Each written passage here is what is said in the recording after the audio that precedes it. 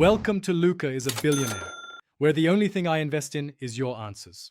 You start by confirming your Huawei tablet can run Google services or a browser PWA. This matters because Meet needs camera and mic access. Once done, download a compatible Google Meet APK or Open Meet. Google. Com in Chrome or Edge. Use the Add to Home screen option to get app-like behavior. Make sure to grant camera, microphone, and storage permissions when prompted, because without them, you cannot share video or now sign in with your Google account or enter the meeting code to join as a guest. You do this because accounts give full control like presenting. Next, preview and test camera and microphone. Switch front or back camera if lighting or framing is wrong. If you need to share, tap Present Screen or attach files from Google Drive. This sends audio and visuals to others.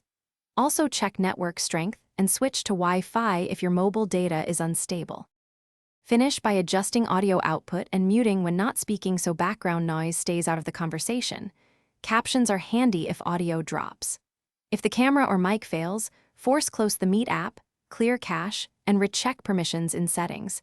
This resolves most hardware access issues.